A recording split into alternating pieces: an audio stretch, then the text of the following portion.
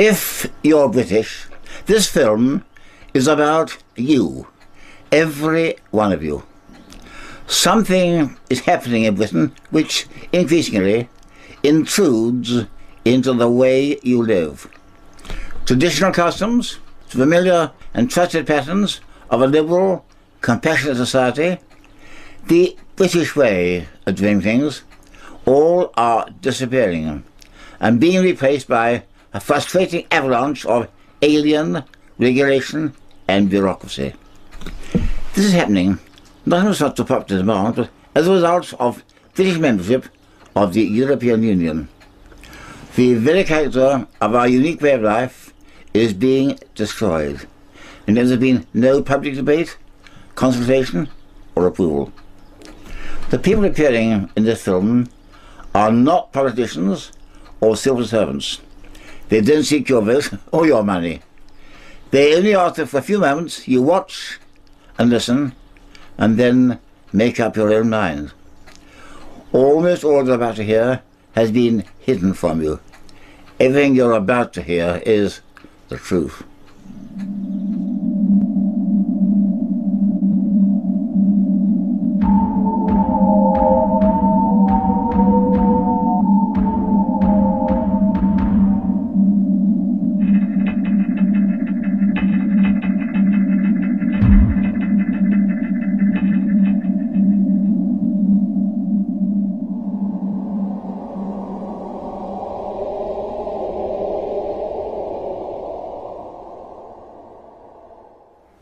For the last 34 years, British politicians have been hiding from you the fact that they've been handing over the governance of your country to Brussels.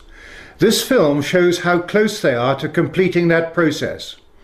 In 1972, the British people were told that they were joining something called the Common Market. They were assured by Prime Minister Edward Heath that this was just a trading arrangement and involved no loss of essential national sovereignty.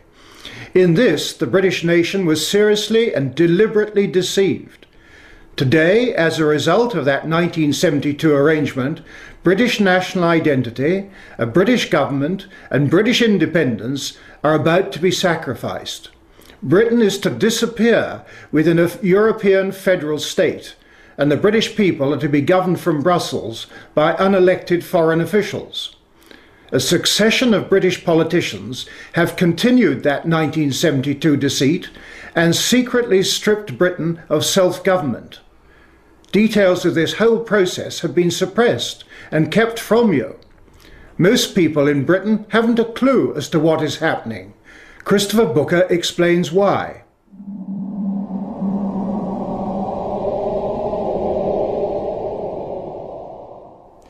One of the most remarkable things about the European Union is how ignorant people are as to how it came about. A few years ago, when my colleague Richard North and I began researching the history of what is called the European project, we were astonished to find just how distorted and inaccurate all previous accounts of this story had been.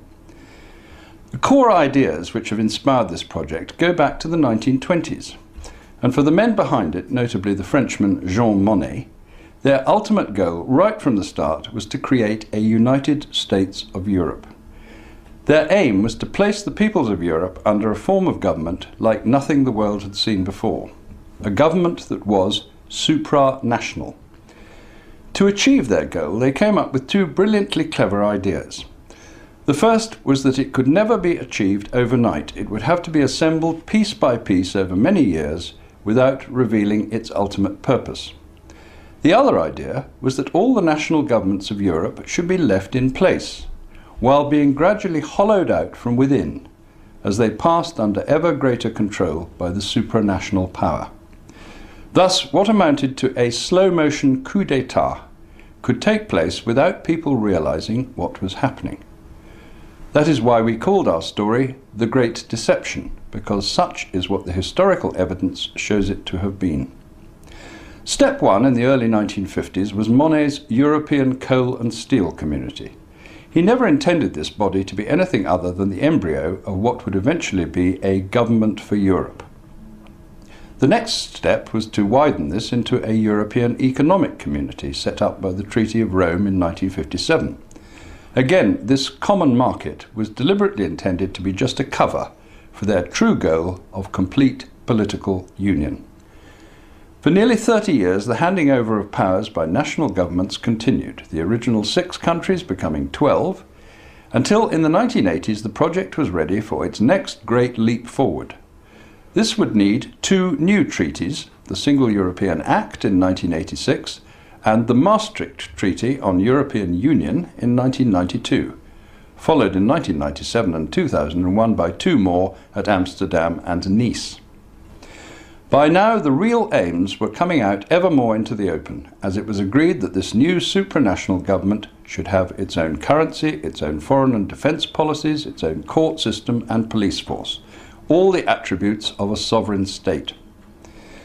Finally, as the number of member countries rose to 25, it was agreed that as the next great symbolic act in the story, Europe must have its own constitution. In 2005, as we know, this was rejected by the voters of France and Holland.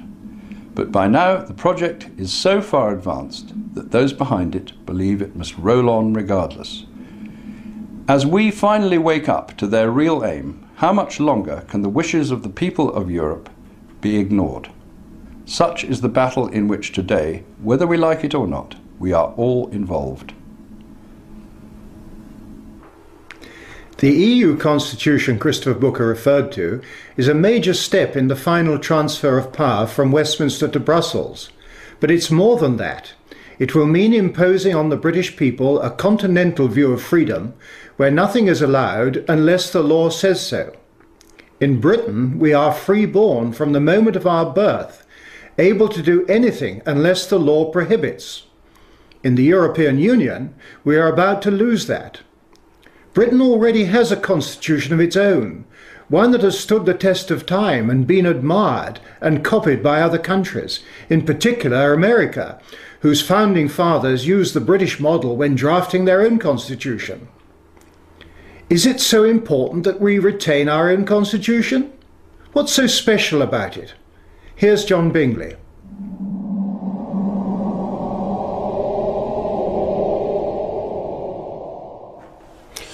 A constitution should define the relationship between the governance of a nation and its people, setting limitations on power and providing the people with safeguards that protect them by securing the means of redress and remedy. We most certainly do have a British constitution, and it does just that. Our constitution has evolved over many centuries and consists of much written law. The best known examples are the Magna Carta in 1215 and the Declaration and Bill of Rights of 1688-9. In Britain we are governed according to the rule of law. The rules contained in our constitution define how we must be governed. Primarily, the coronation oath stipulates the rule of law as the only means of our lawful governance and places limitations on the use of executive power. Those limitations stop the divine right of kings. There ought to be no divine right of politicians either. In short, the British Constitution and the rule of law provide a framework for government by creating boundaries and constraints on the exercise of power. Dictatorial power can only come about when the ruler has both the power to make the law and to enforce it. Mussolini, Hitler and Stalin all achieved this total authority, resulting in staggering bloodshed. Our unique British Constitution prevents such unification of power taking place. Some vital principles of our Constitution are the right to jury trial, the right of habeas corpus, the presumption of innocence, the right to silence, no taxation without representation, no cruel and unusual punishments. All these principles and others are at the core of our Constitution and integral to our liberty, with a separation of powers as the safeguarding mechanism at its heart. It is entirely different from the continental system of administration and the proposed EU Constitution, where nothing is allowed unless the law permits. Our ancient Constitution determines that the duty of our politicians is to maintain our liberty. Liberty is the norm in Britain and is only constrained by the law.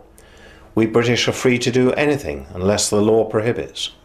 The British Constitution has prevented the worst excesses of tyranny or despotism for centuries. Why should we wish to exchange this for a system which supports the unelected, the irremovable and the unaccountable. The imposition of the EU Constitution will mean the end of the British Constitution, and along with it will go all the protections we have enjoyed for centuries, including our right and our children's right of self-determination.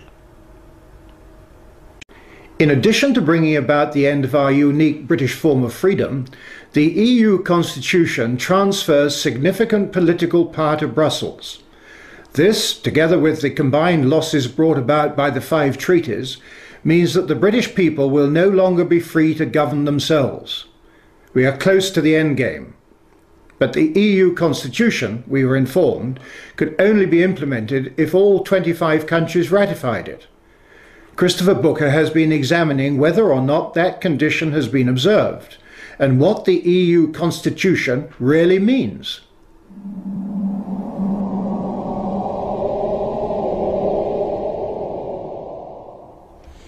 It was in the late 1990s that the political leaders of the European Union began to talk about the need to give Europe a constitution.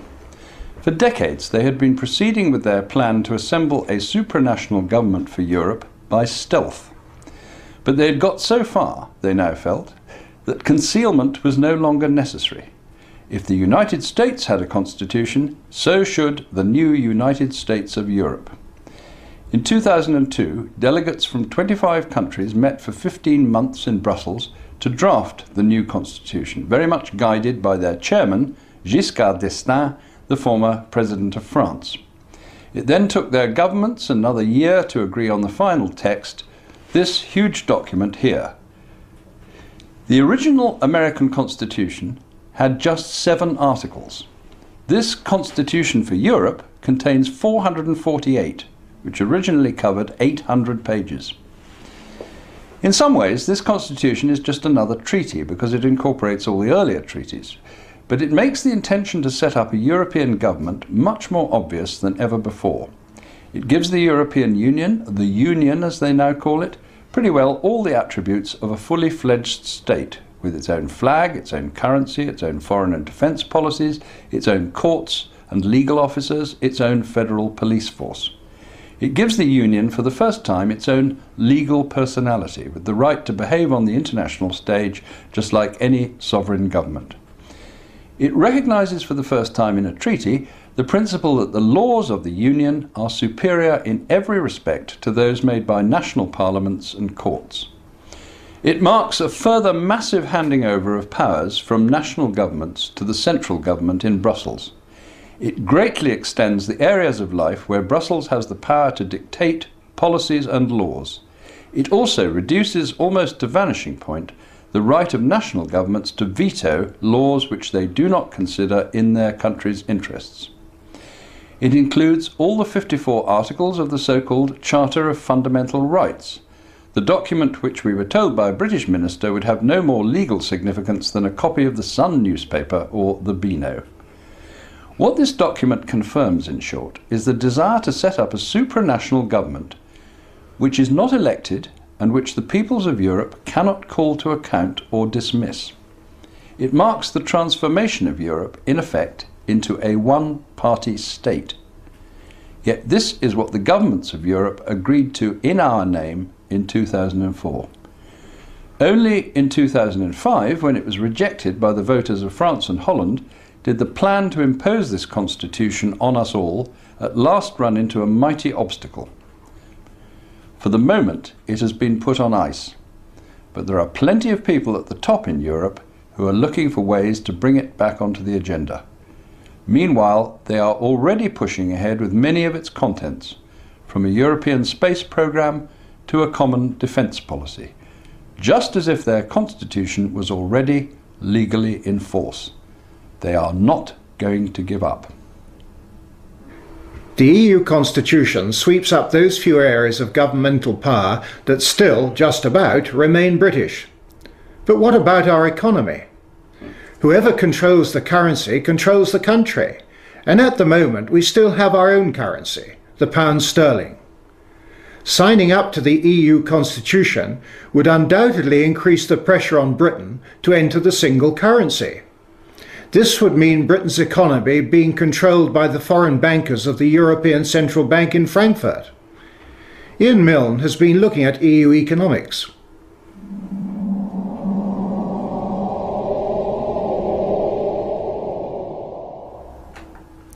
There's a huge misconception that the EU political economic model represents the future. Big mistake. Let me explain. The EU model is copied nowhere in the developed world. The relatively few customs unions that do exist are in poor African and Latin American countries, former Soviet satellites, and some of the Gulf states. But outside Europe, no major industrial trading nation, not the USA, not Japan, not South Korea, not Singapore, not Australia, not Chile, has chosen to conduct its trade via an EU-type customs union and single market. Neither, and here's the killer fact, have tomorrow's economic giants, China and India. All have chosen user-friendly, light-touch, government-to-government arrangements. That's the future, trade-wise.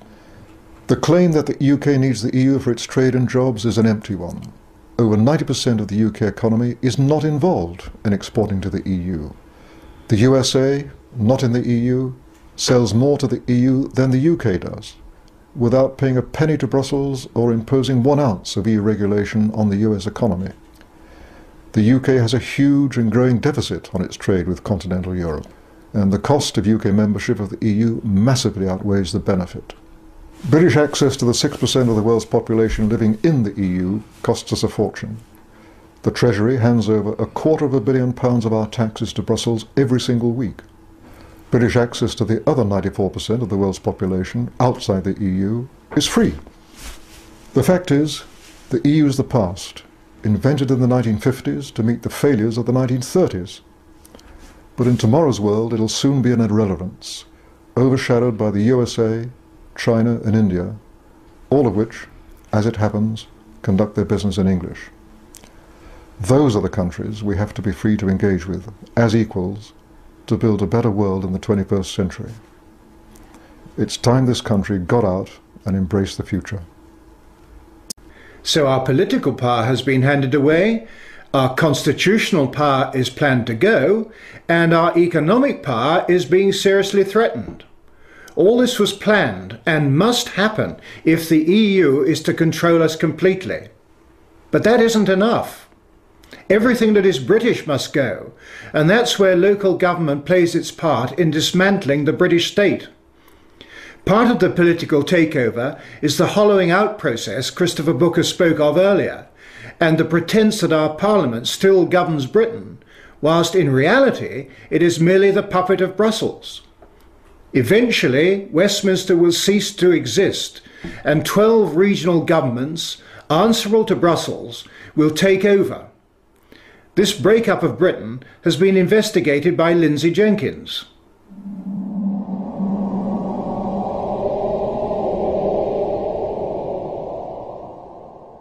For generations, we in the United Kingdom have enjoyed democratic local government. We've elected councillors for our town or county councils. Many of us have volunteered to be parish councillors, unpaid, to do our bit for the village. But within a year or two, it will all be gone. Most of it has gone already. The Treaty of Rome was the death knell for democratic government. Today, county, borough and parish councils are all giving way to regions, to sub-regions and sub-sub-regions, the European Union's system of local government. But it's taken time to destroy what was British and replace it with the European model. John Major began the rot with government offices in the regions, new divisions, never before known in this country. But when Tony Blair won that landslide victory in 1997, the destruction accelerated. London, Scotland, Wales and Northern Ireland now have their own elected assemblies. The one in Edinburgh is grandly called a parliament. They may think they have a large measure of independence and freedom, but each is just a region in the European Union. And what about the rest of England? That's divided into 8 regions, the South West, the South East, the East Midlands and so on. but with appointed assemblies. When people in the northeast gave a resounding thumbs down to an elected assembly, the appointed assembly just carried on regardless. But assemblies don't matter. Elected or not, they're just wallpaper. One assembly member told me that he got his massive pile of papers just days before a meeting, and he had no real idea of what was going on. Only the few who drive this process know. They're the assembly officers, the permanent staff, confident, powerful, professional. They're the real power brokers. It's a charade of democracy. The new regions are getting more and more power. Planning. How we can use our land, British land, has already been removed from elected local and county councils and is directed from Brussels. Every region's plans now have to fit into the Brussels plan. Soon it will be the turn of the police and their new super regional forces. Will they answer to the European Union's police force, Europol, in The Hague? Soon London will be just a regional capital and not a focus of the nation state, because there won't be a nation state, just a collection of European regions. Britain will have disappeared. As you have seen, since 1972, the balkanization of Britain into 12 EU provinces has continued apace, so that today the process of deconstructing Britain is almost complete. And there is nothing our politicians seem willing to do about it, albeit that it is in defiance of our own constitution. So, is this the end of Britain and the right of the British to govern themselves? Is EU membership, as some would have you believe, inevitable? And is there an alternative to being part of a European federal state? Well, here are two views of the future from two very different standpoints. First, Ian Milne again.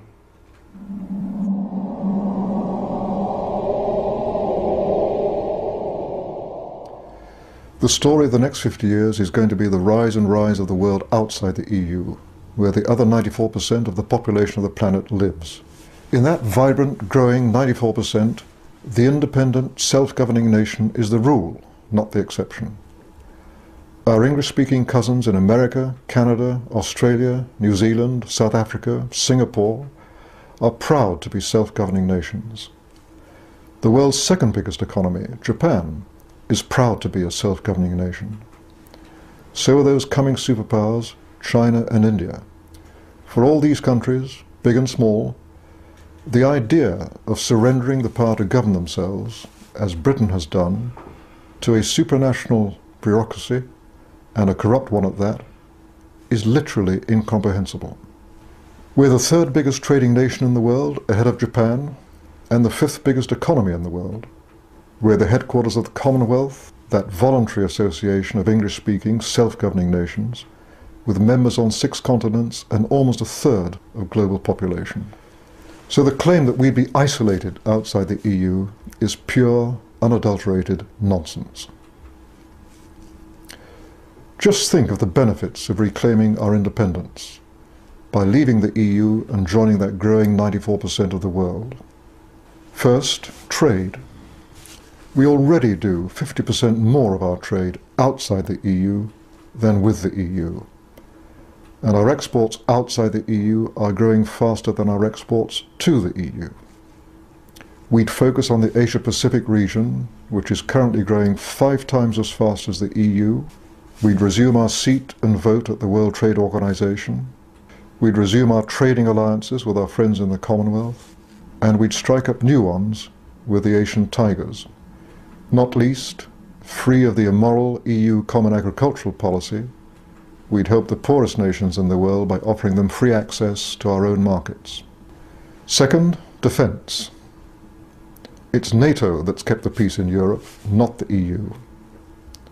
Free of the EU, we'd be able once again to refocus our efforts on NATO, not as at present on the European army that the French and Germans are determined to foist on us.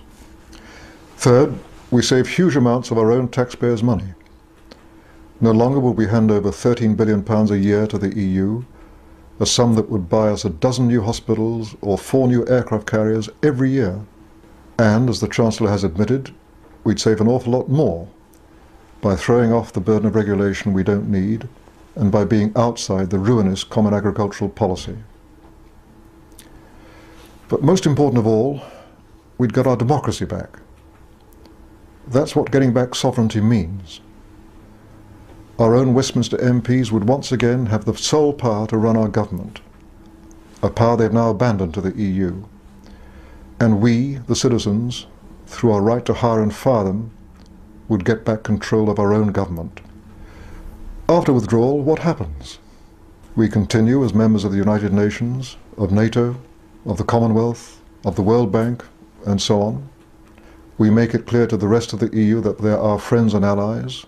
We keep free trade and free movement of capital with the rest of the EU, because they'll be desperate to keep on selling us BMWs and Renaults and Camembert cheese. We're their biggest single customer worldwide. They sell us far more than we sell them, which means that more of their jobs depend on trade with us than on the other way round. Finally, how do we get out? It's simpler than you'd think. First, we get the support of the British people in a referendum, and then we repeal the 1972 European Communities Act, by which we joined the then common market. That's all we have to do. The rest is detail. There is much more we could have told you about the European Union. The fact that it operates a system of bookkeeping enabling massive and continuing fraud, resulting in its own auditors failing to accept and sign off the books of account for any of the years since 1994. The fact that all the important decisions affecting you and I are taken behind closed doors, in total secrecy, and the fact that all the people who make those decisions are unelected to those positions, unaccountable to anyone, and largely unknown. But time does not permit. Whatever happens from now on depends very much on you.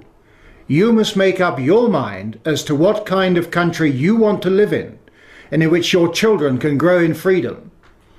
If you are disturbed or concerned by what you've seen in this film, please don't take our word for it. Check it out for yourself. A list of books, pamphlets and other sources are included at the end of this film. Vladimir Bukovsky spent a total of 12 years in Russian psychiatric prisons and labor camps for defending human rights during the 1960s and 1970s. His last period of imprisonment was in 1971. He came to the West in 1976 and now lives in Cambridge. He has experienced firsthand a system which he considers ominously similar to the one being imposed upon us. If he is right, then the Britain you and I know truly is on the brink of extinction.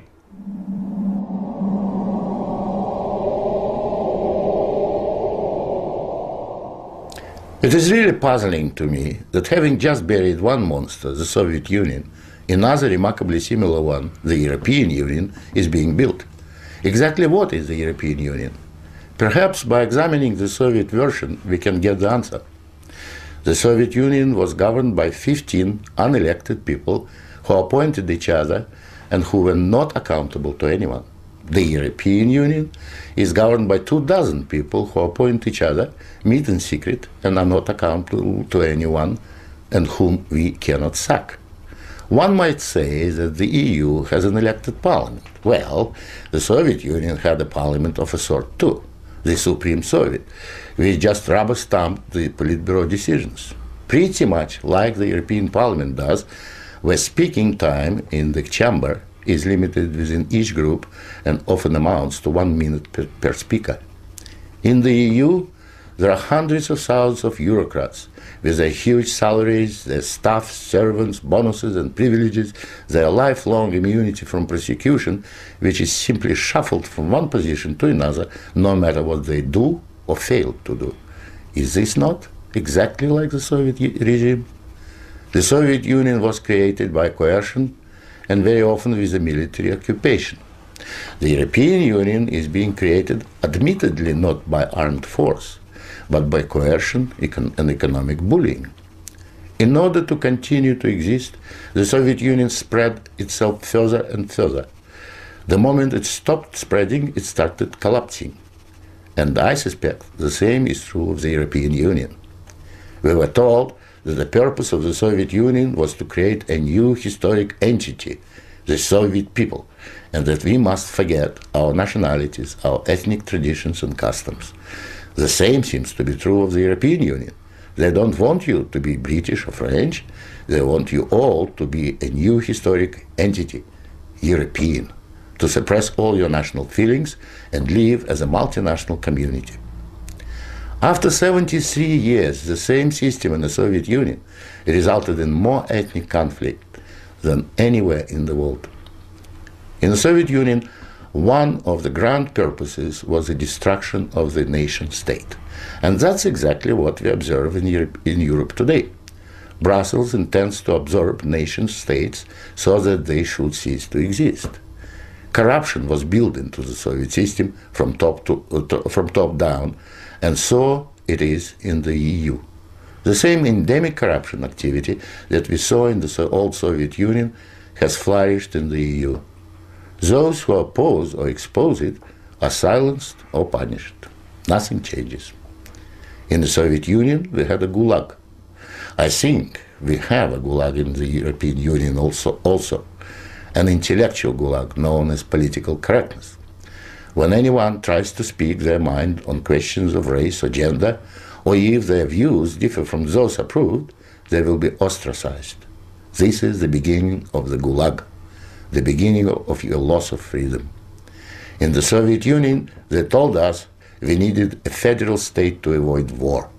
In the European Union, they are telling you exactly the same thing. In short, the same ideology underpins both systems. The EU is an old Soviet model presented in Western guise. But again, like the Soviet Union, the European Union has within itself the seeds of its own demise. Unfortunately, when it collapses, and it will leave immense destruction behind, and we will be left with huge economic and ethnic problems.